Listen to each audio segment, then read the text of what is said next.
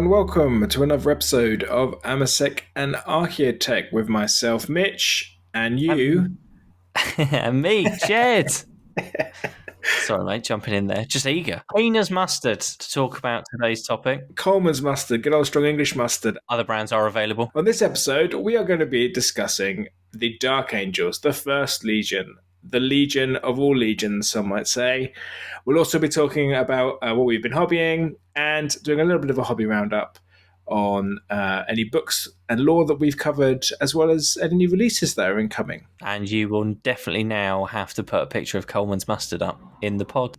We've also just done all our Instagram for us, and hopefully get a endorsement by Commons as the ad break for Amasec and Architect. Stranger things have happened. Okay, mate. Well, you best tell me what you've been hobbying then. Mustard related or not?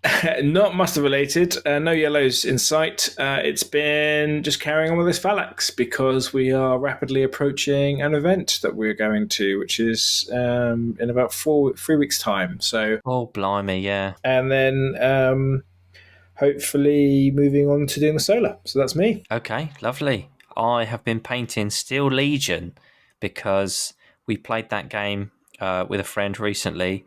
We did a little introduction to Heresy, and you pulled out these old Steel Legion models, and I'd actually been eyeing them up on eBay, thinking I might, just get a few to scratch a little itch. So I've costed them from you, and I've been painting them up. Yeah, I look forward to seeing them. I know we shared. Is that, I assume it's the same as the Engineer, same kind of color scheme as the one we shared last episode? No, I moved on from that. I realised they weren't kind of the ochre colour enough. They weren't yellow enough. Oh, okay. Speaking of mustard, so I have gone with more of a mustard yellow. I used what's next to me here, yellow ochre from Monument Hobbies, but all again went with the box art really for them, which I've been enjoying. Very cool, very cool. Yeah, but now, of course, you've mentioned the ever-approaching tournament, and I am going on holiday next week, so I haven't got much time to finish what I need to. I've got to remind myself of my list and everything. Yes, you do. Yes, you do.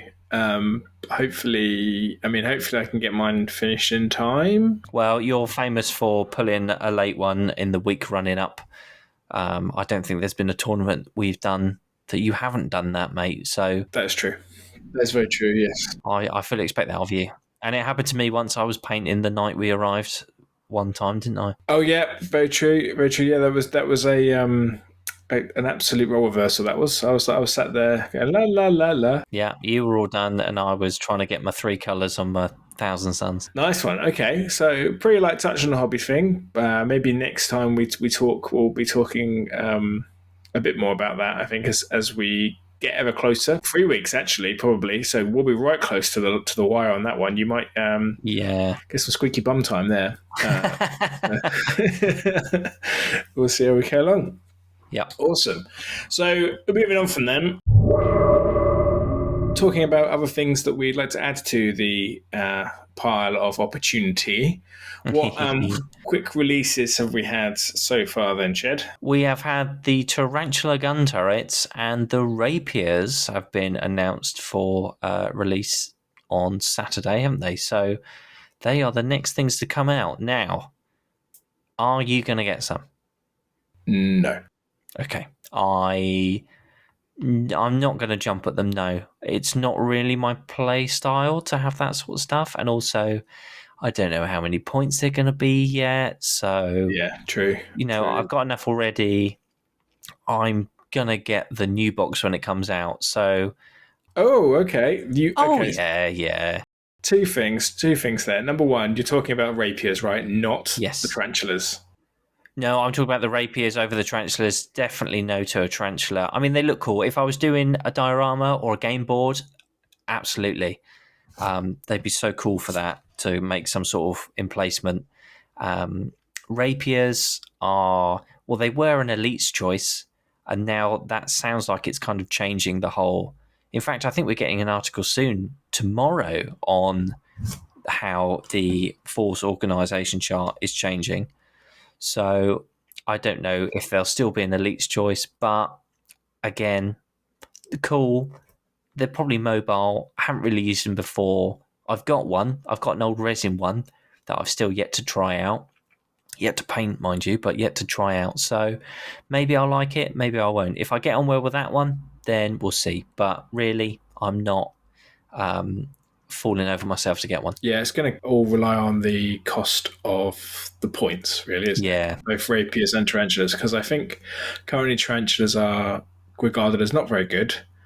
But I don't know whether that will change. I mean, there is the big daddy tarantula in the starter set, so perhaps fixed emplacements are a thing now. Who knows? Maybe there is a shift to them being good, but then I think I said before, it's basically a tank gun that doesn't move. So how desirable is that? Would you rather a tank? Because they've already kind of mentioned that hull points are increasing. Well, we're going to get info on that as well, which is good. We're not going to talk about the weapons profiles, although that was probably the biggest reveal we've had so far. Probably better to wait until they're all out and we can maybe do a review once it's been maybe end of the week or something. Yeah, we can see a bit more. I think the biggest takeaway was that you can move and shoot with heavy weapons, but if you stay still, you get an extra shot. So that's really going to change up some games. Yes, and we also got, jumping again, we also got, the other thing is melters. Melter is going to be crazy. It looks like half damage melter is sort of like nine damage you could throw out of a melter. You can basically, it said you could pop a predator in one shot with a melter if you're in melter range, which is wild. Yeah. We also got the challenges. If you want to do a duel, yes, that does look interesting. To be fair, yeah, a bit more sort of a thematic. Yeah, absolutely.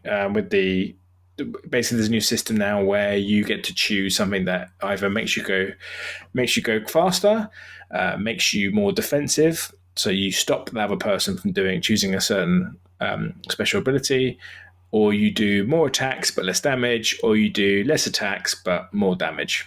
You get to choose that before the fight starts. I'm slightly worried that may get a bit convoluted, but we'll see. I think it will boil down pretty easy in the end. It just depends on all the different Legion special abilities and whatever they get, because they're all going to get one, I'm sure. So kind of thematic. I'm sure that's the beginning of it. There's probably more to read about in terms of how that goes. We will see. There we said we weren't going to dive into it, and here we are diving into it. But we just can't help ourselves. So yeah, interesting to see what the next steps will be. What I'm thinking also for these tarantulas, actually, it's just popped into my head, is I'm pretty sure there were some screenshots of from the preview or from one of the extra articles that came out talking about like assets. And I think a bit like in Kill Team, there's going to be assets, or like in Adeptus Titanicus, where you had like command. We've got what were they called? There's cards that we had that you could play stratagem, and one or two of them was like either a static location that you could have for like shield generation, or you could put a minefield down. And I'm wondering if a bit like in Kill Team, where you can choose these points. Each game you have an allocation of points, or depending on maybe you can choose a different structure of your force organization, and then that gives you certain extra bonuses to these points or to different things. And then one of those is a tarantula turret. So that they're not actually things you add to your Legion army, they're something that you use as an asset to deploy. Could well be, mate. Could well be. Because then that would get the likes of like Aegis defense lines and things like that, which are fortifications. You could have them placed on the field as you would do normally, but kind of in a separate, almost mini game before the main game starts in terms of deployment. Might be interesting. Yeah, could be. Could be moving some of the AT stuff over, doing it bigger scale. Cool. So that's it. The other thing that came out this week was the book. Oh, the book of the kind of post-heresy little stories, right? A collection of short stories in the traditional special edition version of it. If people just joining us who have no idea what the series was, they were part of the Siege of Terror. Every single release of them has been a hellscape, and it was no different this morning when I went in to have a look and see. And basically, we broke Warhammer, the website. Oh, you did? Me personally walked in there and blew it up. Smashed it up. Walked in with your Crozius. And did my business. So, yeah. Sword raised. I will have this book. Did you get one? No, as I said, I got to the front of the queue and it wouldn't let you add anything to it. Wow. So the whole website wouldn't let you buy anything, and then it crashed. Just boggles the mind that this was on a Tuesday. Well, it's to stop, I think, the Saturday release madness that happens to everyone else. So then, whenever these books was to be released back in the day, well, a Yeah. few months ago, then nobody could order anything because the whole of the thing would crash again. It made sense to probably move it to a Tuesday, I think, to stop the flow, but it still broke anyway. So I don't know if anyone actually got any books. I don't know if the whole thing was just such an absolute bonfire that they turned it all off, because you can't even find it on the website anymore, as far as I can see. Oh, I must have sold then. But surely it's usually like out of stock or whatever. You can't even find it on there. Never existed, mate. It's all an illusion. Tainted by the war. It was just a ploy of Zinch. I wish you'd told me beforehand. You've fallen for it, mate. I have. Hook, line, and sinker. Hook, line, and sinker. Speaking of falling for it, though, shall we do a little deep dive into Hey, nice. into the Dark Angels? Yeah, we're going to talk about the Dark Angels, everyone. So, one, send us pictures of your Dark Angels if you paint them, be it Heresy or 40k. We'd like to see. I wanted to paint one myself, but I've been stuck with my Steel Legion. Not stuck in a bad way. I've been thoroughly enjoying it. But show us your Dark Angels and nothing else. Before you start, just to give some context. So the reason why we're thinking of starting with Dark Angels and doing this is there's a new edition coming, and it would be good, I think, to go through, which I think we're going to do, each episode for the next 20 episodes. I'm committed now. That sounds like a lot of episodes. Jesus Christ. It was only 18, mate. Oh, yeah. Oh, is it? 18, thank you for correcting me. 18 episodes that are going to go on each of the legions. We're going to go in numerical order, and number one being these Angels of Darkness. On that note, Ched, please read us in. Lionel Johnson was regarded as the most pragmatic and ruthlessly efficient commander of the Great Crusade. His was the task of rooting out those threats which the Imperium most feared, and he undertook it with peerless valour. Perhaps this quality was moulded into the Lion in his formative years, where he grew and learned to survive alone in the trackless, monster-haunted forests of Caliban. There the young Primarch faced a constant struggle against nigh insurmountable odds, which taught him that to hesitate once committed led only to death, while stoic determination brought victory. This philosophy, learned in the forests of Caliban, marked his grim command of the First Legion. Action without delay and relentless without reservation. During the Great Crusade, under his command, the remorseless Dark Angels acted not for glory and honours, but only for victory. To vanquish their foes, to leave the enemies of mankind in quiet and forgotten ruin. Untouched by the dark plots of Horus, the Lion would return from his long exile beyond the edge of empire with the same brutal determination and vengeful fervour, turn now against those he had once named brother. Bum, bum, bum. The Dark Angels, the First Legion, not very active at the start of the heresy because they were sort of led away from the main thing because Horus knew how much of a threat that they were going to be. Basically, do you like your Space Marines to do everything? If so, Dark Angels are a good pick. Do you like having all of the bestest toys? Oh, absolutely, yeah. They were kitted out to potentially fight the Mechanicum if things ever went awry, and of course they did. But they got the best of everything quite early on. Mostly famous for their plasma weapon, right? Yes, plasma weaponry. Big fans of the plasma gun in all its forms. They are a particularly mysterious bunch. They didn't like to even reveal to each other what they were up to, which you might argue can be counterintuitive in a battle situation. It's not to say they weren't very good at fighting and that they weren't ruthless at doing what they were doing, but they had a lot of different sects and different parts of their organization which would be independent or would only reveal information when it was right to do so, when they felt to. They basically had an entirely information-based on-time delivery system. Whenever it was appropriate or someone found it to be appropriate, then you'd find out the information, which had its pluses and its minuses for sure. So the main thing you may have also heard about them, especially for Heresy, which I think is a slight difference to 40k, although correct us if we're wrong, is the hexagrammaton. Now, the hexagrammaton is the combination of numerous wings into one organization.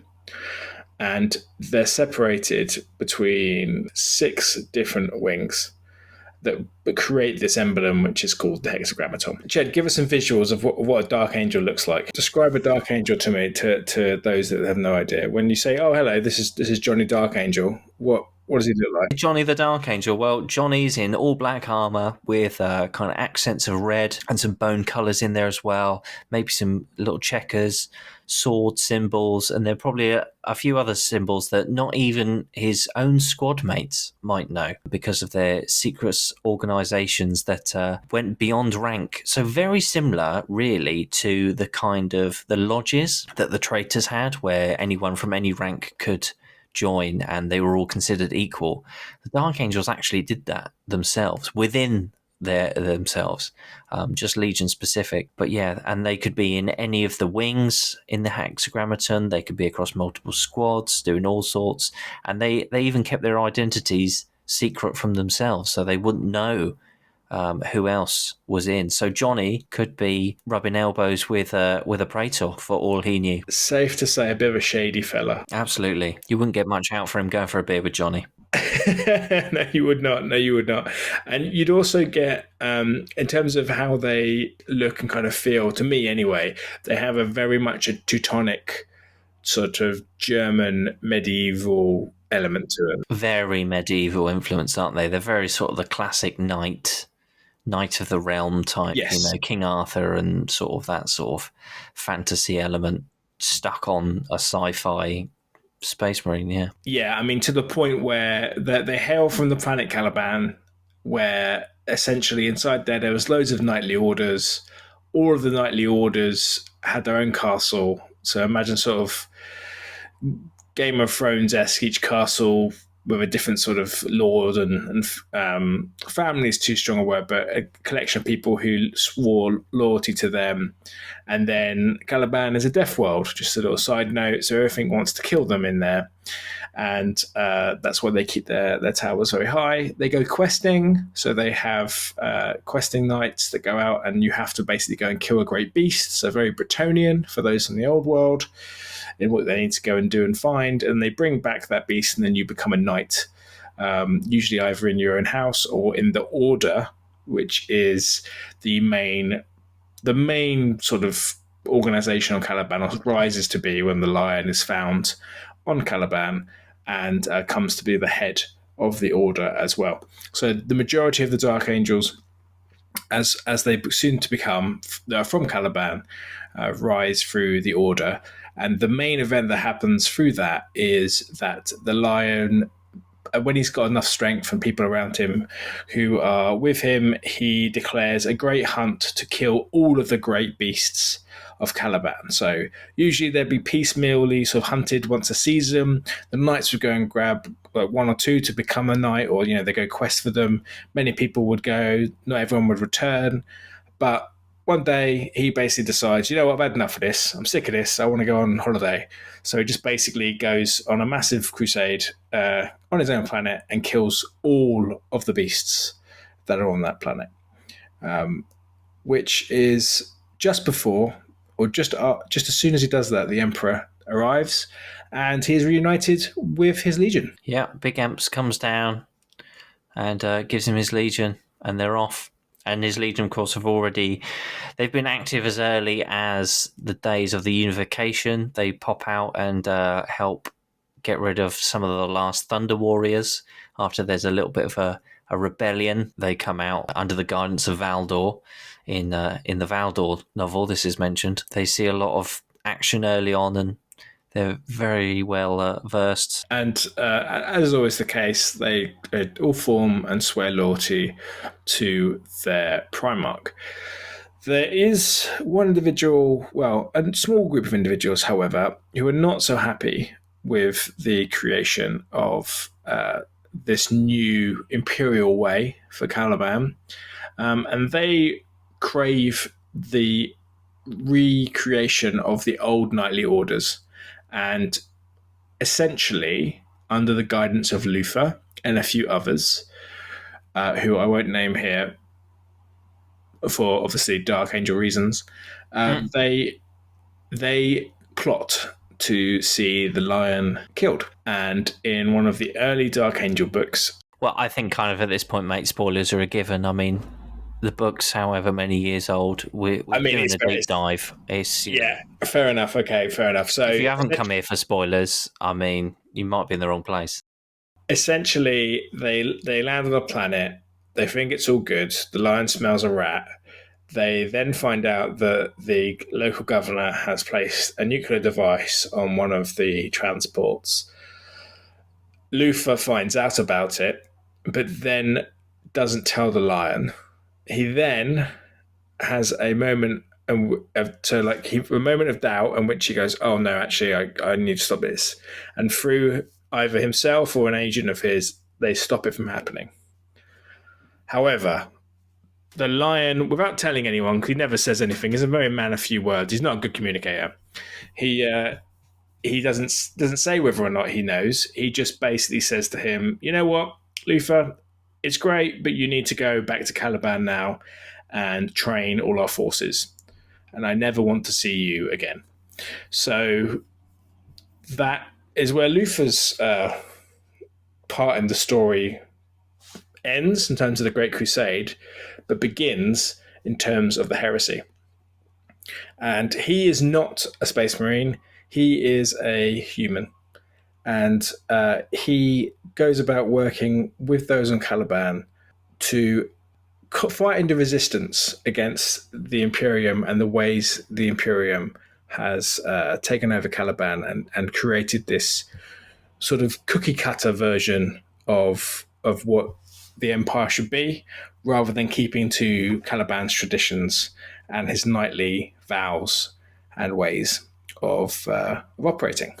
So that's a little backstory of the divisions within the Dark Angels and where the Dark Angels came about from Caliban and the Lion. So, Ched, do you want to talk a little bit about the Hexagrammaton, the main ways in which they're built together? Yes, so we have the Deathwing, which still lasts in 40k today. We have the Veterans. They all fight in the bone white armor, which they earned by having to take a blow for the Lion in battle and surviving.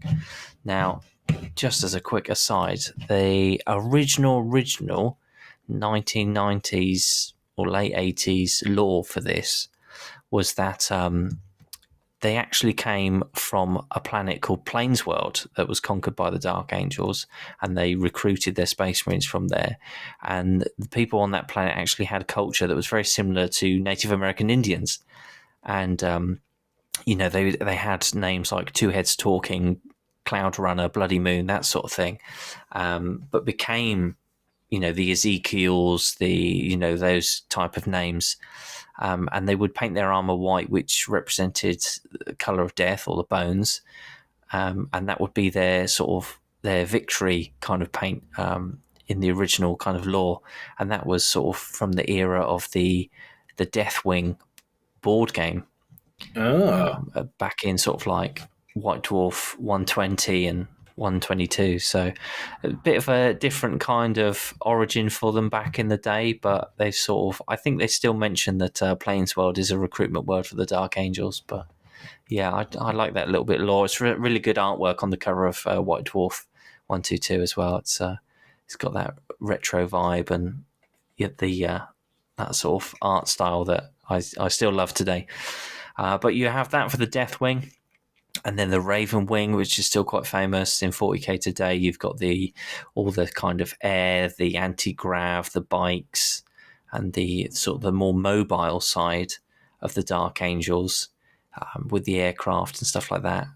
Then the Dreadwing, which are the sort of the destroyers, with all the nasty weapons that are really gonna, lay waste to the planet and the civilizations. You want something dead, or you come across a really nasty Xenos race that I don't know it's not very kind. You want them dead. Then the Dreadwing are the ones for you. Then we've got the Firewing, which are sort of the Moritats and the special operations designed to sort of do the spearhead strikes and take away the command structure quickly.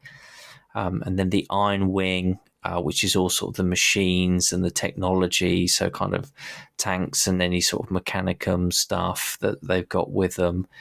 Very anti-Xenos, big heavy weapons, that sort of thing under the Iron Wing.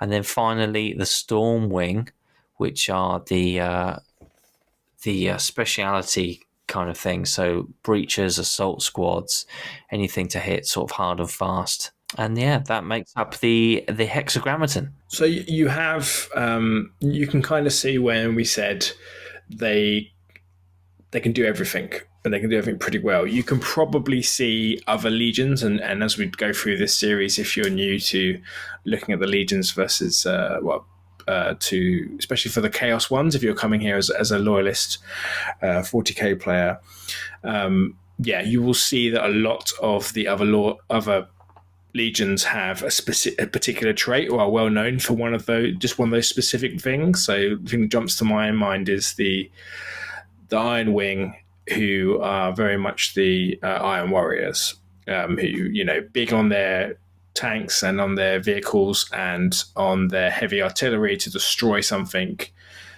Similarly, you could even say that the Iron Hands, similarly big on their machines, good with sort of tech marines, sort of mechanic and connected. So, Iron Hands, Iron Wing. So, all connected there.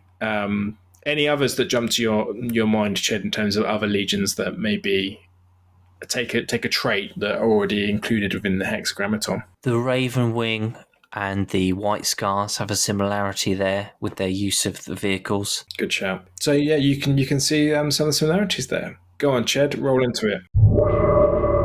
Right, so moving on, as you've had a bit of history and we've been doing our research ourselves, we thought we'd do a little look at the successor chapters.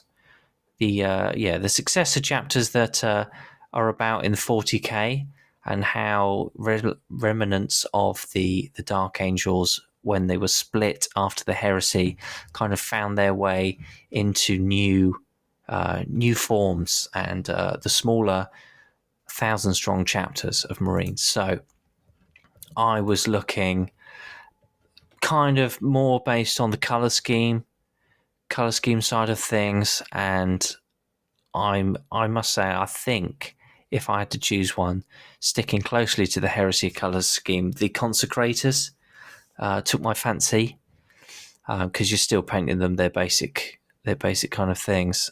The traditional black traditional black and red. They've got a symbol very close to maybe the fire wing. It's a little flame in the wings with a halo. Looks cool. I have gone for the Star Phantoms, and they're following more the Deathwing colours, because they're a sort of a white or a bone ashen white look. However, their emblem is actually the Dreadwing. So they have kind of a mix of Dark Angels connections there. And on top of that, they also favour the use of plasma and the use of heavy bombardment and heavy weapons. So they have a bit of an Iron Wing element as well. So even though they apparently reject, and so do the Dark Angels, reject the idea that they're a successor legion, chapter, apologies, heresy slip there, from each other, which obviously is the most Dark Angels thing you can do. Oh, absolutely. Secrets within secrets, yeah. Exactly. And they were involved in the Badab crusade. So gotta love the Badab. Yeah, we'll talk about that as we go on. That's sort of an interesting way, I think, to carry heresy into 40k if you're interested in doing that, like we are. So, any other notable ones, Ched? Yes, I would like to give a notable mention to the Knights of Abhorrence, who, again, just by looking at colour scheme wise, I would do. And I think it'd be a bit of you, mate, because it's got the old Greek style helmet as their symbol. And I know how much you love the Greek sort of history. But yeah, I think Consecrators would still win out with their kind of remnants of the Firewing. And for the worst colour scheme award of the successor chapters, I give to the Penitent Blades. Absolutely awful. Look at that. I mean, quartered. That's going to be so difficult to paint. I mean, who's got the time to do that? But yeah, blue and yellow, with a green Aquila. So yeah, absolutely hate that. I would run. I would run on the field of battle if I saw that. Not for fear, but for sheer disgust. Terrible. Love that. Yeah, I'm just sorry taking them in now. They look kind of semi-new, maybe, because they look like that's a Primaris Marine in those colours. Yeah, it's on a Primaris. It's on there. I mean, they've done all the good colours. They've done all the good colour schemes, right? Especially for Dark Angels. There's a theme. It's usually black, green, bone, red, and then let's do one that doesn't use any of those colours. Okay, and just oh dear, not my favourite. That one, not my favourite. The bolter's black and there's a bit of green, so they're technically Dark Angel colours. What can you do? Not for me. Not for me. Not for you. Okay, No. fair. Please do write in if anyone. I say write in. We're not. I mean, where send in the letter, mate. Via post. Letter. Got PO box, is via it? post. Yeah, exactly. To the following address. Postman Pat's coming round. Do comment please if you've got any successor chapters that you have painted, even better. But if you have any particular favourites and a reason why. Yeah. Please do add to the comments as well. Yeah, I think they're all good choices. I think I'm probably going to go, probably the Consecrators with you on that one, just because they are the classic colours. I guess for everyone else listening, no, they're not in Dark Angels green during the Heresy. That's not their colour. No. It's all black. It's all black, baby. Do you know why they turned green? No, I don't, actually. So there is a bit of artwork that was on the cover of a White Dwarf, but it had a yellow filter on it. So they were black, but fighting yellow, and it came out really green. Wow. So people started painting them green because that was the colour that they thought they were. And then and then they turned that back into lore. Yeah, it's on the cover of White Dwarf 117. Wow. And it's the first sort of depiction of them being green. I had no idea about that. Well, there you go. Ched, you've put a question in here, which I'm loath to mention because obviously they're all really lovely, good old loyalists. Oh, yeah, to the core, aren't they? Yeah, especially the ones that stayed on Caliban. I mean, I don't see any reason why they wouldn't be, frankly.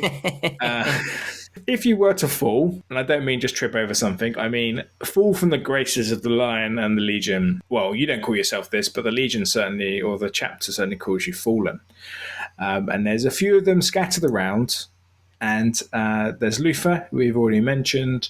Another one, I believe, is Cypher. Oh, well, is he, though? Is he or isn't he? He's running around with a lion's sword. Is he good? Does he just want to give it back to Daddy? Who knows? Who knows? Well, Daddy's back now. So. And this time, it's personal. For 40k players, we all know that the Lion is back. And I believe he's actually starting to round up the Fallen, but to use them, not to abuse them. Oh, stay the whip, interrogator chaplain. But yeah, so Mitch and I like to play a little, well, I say play a little game, but we, on our long drives up from the south of the UK to Nottingham, we like to just waffle on about heresy.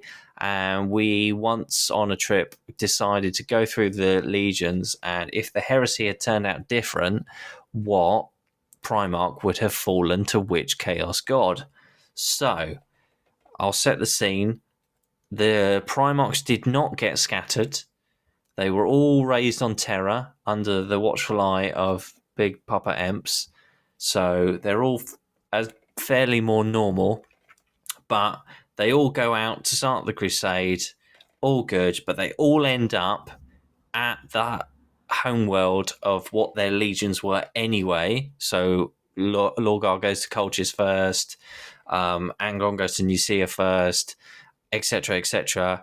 and they start recruiting from that planet first to build up their legions. So they get the characters that are still famous, Aramans, Fafnir Rans, etc. And then so they get a bit of character from those planets as they normally would have anyway, and then they go on about their business. So with that in mind, I think if the lion was to fall foul of the Chaos's great game and dark machinations, would fall to Slanesh. Now, I think this because they're the first legion, right? They're quite proud. They're like, well, we're the first. We were the biggest first. We got all the good stuff first. What are you doing? They're quite prideful, and I think that would be the way in that Slanesh would worm its way in and kind of twist them. And maybe the lion finds the layer blade instead, and he begins that fall. Interesting. I would not have put. I was pretty surprised by Slanesh. I must admit. Because I think you can see. Yes, there is the pride there.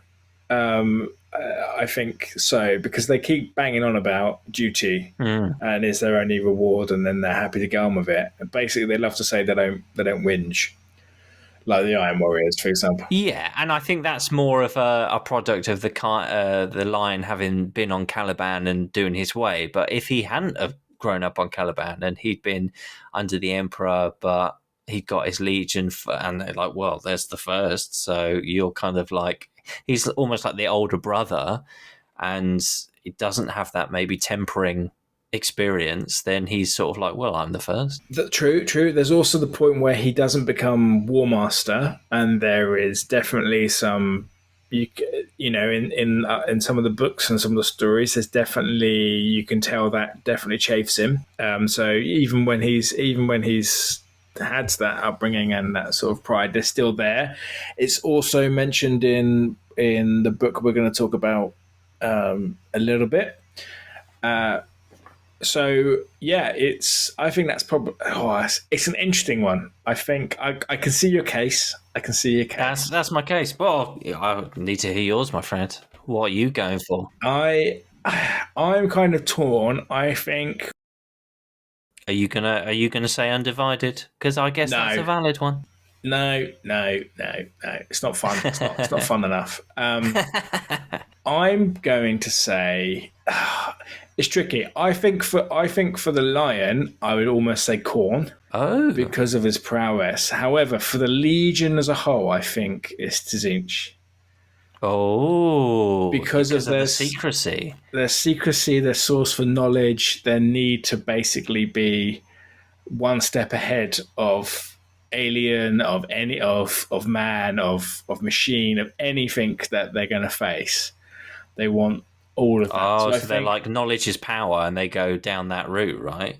Yeah, they go as deep as they can. To defeat the enemy, you must know the enemy. So you reckon they're going to go all in on the prep work? Yeah, very studious scholars, but fallen too deep into the page, and now have become the book itself. I see. So yeah, that's kind of my, and also as you said, the secrecy, the speaking of two heads, the not knowing but knowing, like not really ever truly being there. The little secret covens at the back of the library. Yes, exactly that. Another book club, is it, Johnny? Where are we going? Library C on deck 21. Oh yeah. Oh yeah. There it is. Yeah. Pull the book back. Little bookshelf opens up. Little alcove back there. They're all meeting. Johnny and his mates. It's all on the top shelf, mate. It's all the stuff you couldn't reach. It's all up there. No, brother, don't read that. Yeah, exactly. No, brother. The front cover is scant. Yeah. She puts the ass in sororitas. Put it down, brother. Yeah.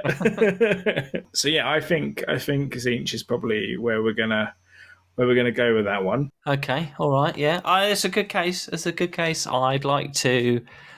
I'd like to now paint that. Yeah, how would you do it? So yeah, I was going to ask okay, so Slanesh is stereotypically pink, right? Purple, so maybe the black start with black, go into purpley pink highlights around the edges, maybe get rid of the red and do pink instead. Yep. A purpley pink for like the extra bits and the flares. The new Emperor Children have got that really light green instead, so maybe shift that dark forest green into a more of that pale, not quite lime, but in that sort of that green, Yep. use those colors instead, and then a bit more kind of, I say jewelry, but like embellishments like that. I found out as well the other month the mini of the month was a new Emperor's Children, and I'm gutted I missed out on that because I would have stripped him right here on this episode because I would have already painted him, no doubt, and painted him like that. But that would be interesting, especially because of the beaky helmet still has that heresy feel. So that would be quite an interesting conversion, alternate scheme. I've seen someone use those to make salamander conversions as well, which is quite interesting. Oh yes, I think I sent that to you, didn't I? Yeah, you did. Yeah,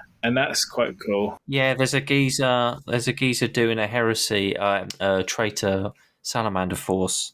And yeah, use some for that. Yeah, so I think that's a good shout. Yeah, maybe going towards the pinks. You don't maybe towards more the purples, still on that dark side. So yeah, your blacks to purples, as opposed to almost like beetle chitin, chitin, whatever it's called. Chitin, yeah. Chitin, that's it. Yeah, that kind of glossy. Yeah, spelt away that you never speak it. Yeah, classic English language. Yeah, you could work. I think that'd be a good shout for Zinch.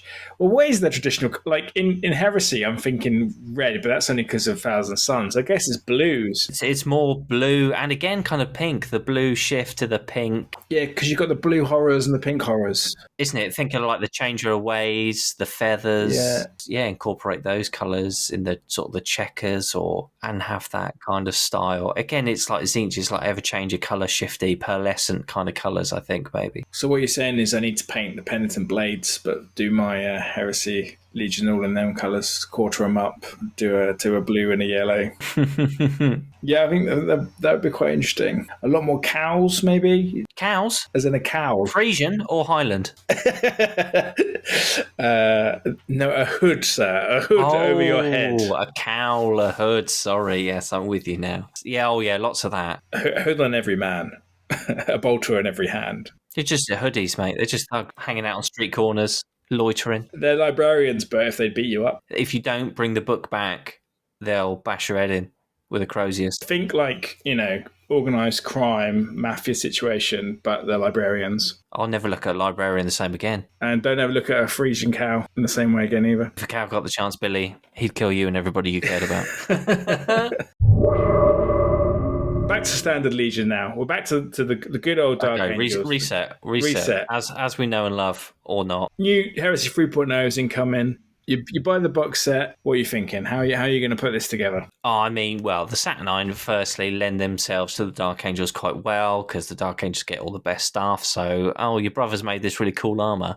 All right, well, cool for some. I know you don't like it, but he'd definitely be all over that. He would have been probably one of the queuing up first to get it, quite frankly. Give this, I reckon, Deathwing. I don't think, I think it would look cool in the black and the red for sure, but I think that's definitely Deathwing stuff. I think it's too fat. I mean, you could probably put it in the Dreadwing because it's like new tech, like fancy tech. But then if everyone's getting it, the Dreadwing is kind of more like this is all locked behind door. No one's got this. You're in the really elite stuff. This is the proper caviar. There ain't no Saturn here, and there never was. Yeah.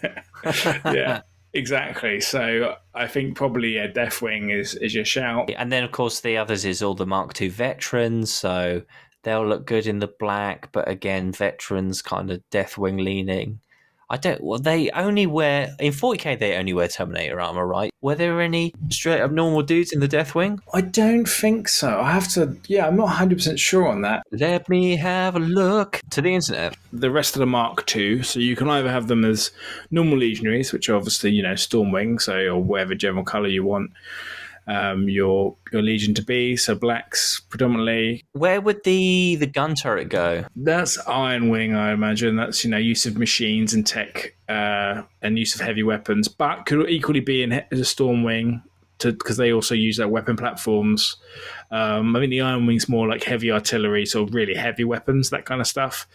Whereas the Storm Wing can use more like light support, but still like platforms. So I think Reaper platforms, that kind of stuff would go sort of to Stormwing. Yeah, Deathwing did have normal dudes in black as well, not fully bone. Okay, cool. So you could, definitely mix them all in. You could just do a whole Deathwing detachment potentially then. I mean, I think if I did Dark Angel Saturnine, they would be the kind of predominantly black with bits of bone on them. I wouldn't go full bone.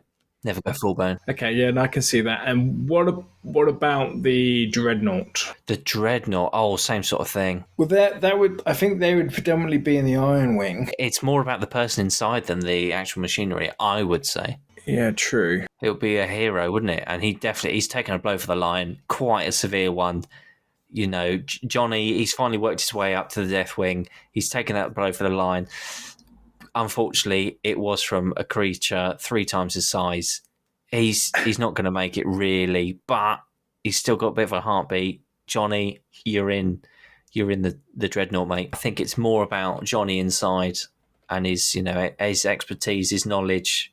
He knows which book it is behind the shelf where he's going into the secret alcove. Oh, imagine that. Imagine having your secret meeting with just a Dreadnought sarcophagus just being wheeled in on a little trolley. But still in a robe, so you don't know which one it is. A box or a robe around it. I wonder who that could be. Yeah, I can see that. I think Iron Wing could work.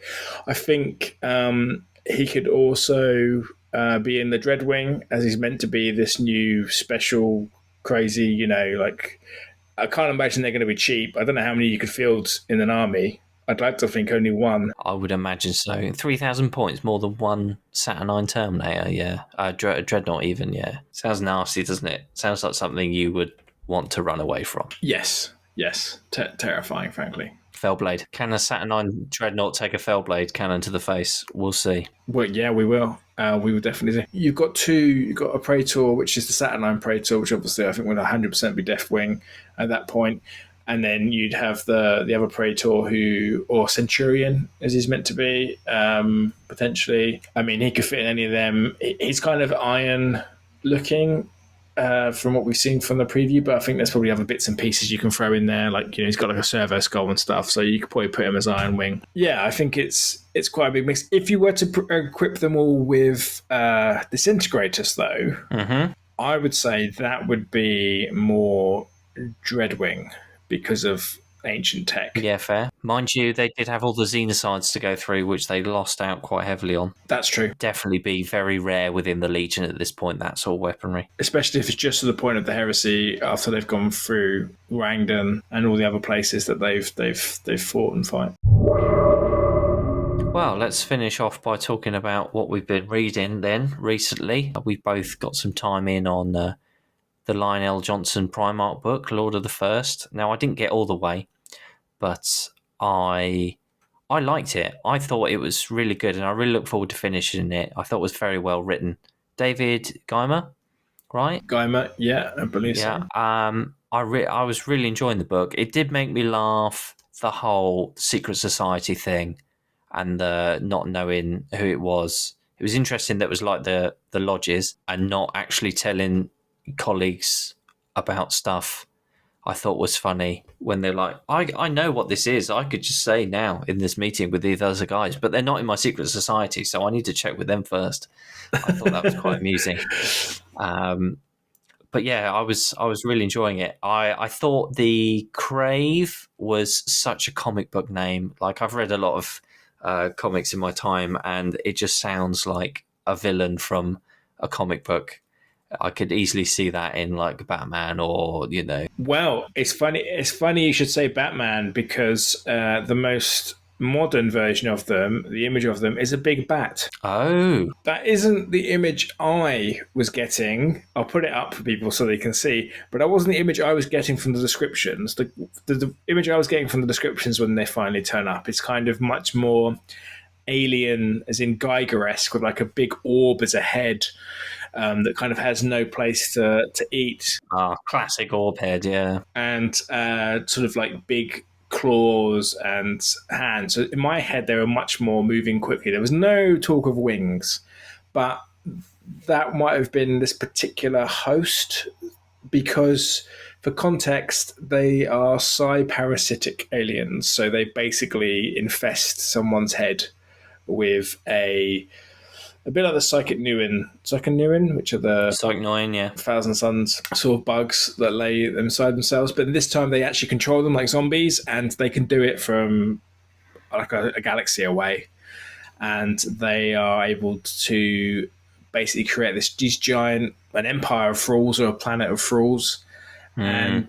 and they can control whole empires essentially and use them to feed off. So they don't have any in the description. They have no actual orifices because they don't need any physical food. Excuse me? Exactly, or a fire. They don't need any. They don't need any actual food, so they've got their mouths or anything. However, the image that I've seen that comes from the Liber Xenealogist, which is the book that came out for 40k a few years ago, Oh, nice. like all the sketches, it's a big bat. So I'm not entirely sure where, what the difference is there, but that wasn't in my head. But yeah, it's interesting. There's some other really cool moments in it. I don't want to spoil any big moments. No, because I haven't finished it yet. But yeah, I really was enjoying it, so I definitely recommend that one. Yeah, you definitely get to see some of the Deathwing in play, which is cool. And then the second one is Luther First of the Fallen by Gav Thorpe. How are you finding that? I'm enjoying it. Gav Thorpe is very much known for his Dark Angel stuff. I think he's like the predominant. He's written the most Dark Angel novels out of all of the authors. I think both for 40 and for 30k. It's all first person, and it's basically Luther. He, from the very beginning, is captured after the events of what happened to Caliban. I mean, if you're in 40k, you all know what happened to Caliban. What happened to Caliban, Shed? It got blown up, didn't it? It got blown up. Yeah, it got blown up. It became the Rock because it was blown into a rock. Yes, yeah. So their main castle blown to a rock. However, I think it's been rebuilt, hasn't it, by the Archfiend, whatever his name is, in 40k. No, I think they put engines in it and just scooted it around. No, the rock. Yeah, the rock moves around, but the planet itself, I think, has been reformed. Nah, mate. No, it's still just a rock. No, the rock, which is the castle, is still the rock because that's the fortress monastery of the 40k in 40k. But the planet Caliban, I think, has been rebuilt and put together by the like demon mechanic bloke who's called the Archfiend or something like that, who wants to become a demigod or wants to become his own god.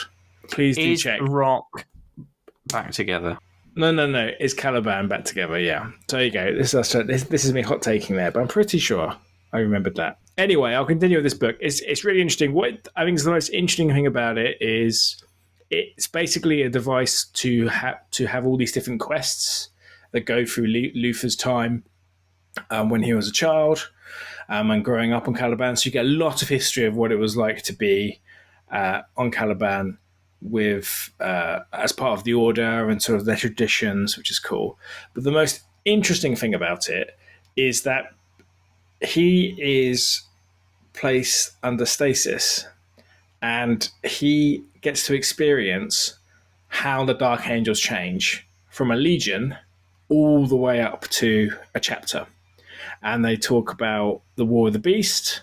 They talk about the Age of Apostasy, which is, again, almost like a second civil war that happens. And that's really interesting to see kind of how it goes from heresy and the idea of there being no god, and the Emperor not being a god, and the Legion being about truth and reason, to how eventually it becomes, with almost all chapters at one point, about heresy and traitor and walk softly and carry a big gun, all that kind of stuff, which is quite cool. I've never really seen it. So he's able to be a timeline from the beginning of the heresy and the Great Crusade through to now, which is interesting. Yeah, like I think it's really worth reading just for that, because I don't know anything else that does that, especially in a literary sense, other than just reading a big old timeline or getting a load of lore videos. I'll move on to that one next then. Yeah, definitely worth it. Have you discovered if Caliban is back together, mate? No, I wasn't looking for that. Well, I literally asked you for that. Okay, I'm gonna look myself. Oh no. Okay. Well, I found out that Caliban is a German metalcore band, and that when I typed in Caliban back together, I've discovered that The band is back together. that Caliban returned to form Yeah. Well, back from this has hell. changed the nature of this podcast. Yes, things have taken a turn, ladies and gentlemen, and now we're just a Caliban, the rock band, focused entirely. No, I'm reading it now, mate. It still talks about it's the Arcs of Omen. The wormwood thing is in the ruins of Caliban still. He transformed it into a mobile planetoid dubbed Wormwood. Oh, okay, that's what I'm thinking of. There you go. So it's still around, but he's put engines on it and turned it into like what's the Transformers? Cybertron. He's made it Cybertron. Cool. Anyway, apologies for that divergence into metalcore. Or whatever it was. They're back together. You know, we can all celebrate that at least. Yes, we can all back. Yeah, let us celebrate the reunion of Caliban. The soundtrack to Dark Angel's Law. So, Ched, well, I think we spoke enough about the Dark Angels and the Fallen. Never again. No, I would definitely be interested to going all out on painting one. I think from what I've learned, heresy wise, I don't dislike them. I don't hate them. Well, what a ringing endorsement there. Don't hate them. I really like the Primarch novel. I look forward to finish that. I think it's very well written, and it inspires me to want to paint one. So yeah, Nice. I think that's a good sign. From my perspective, in summary, if you want to do anything on the tabletop wise, and also really have a fetish for medieval knights, sci-fi medieval knights, and the era of the Teutons, then yeah, Dark Angels are your choice. Just don't tell anybody. Keep it a secret. Keep it safe. I shall leave you all with, firstly, socials. We have socials, we have Insta, we have Facebook, Threads, TikTok. Do pop over, give us a like and subscribe and all that.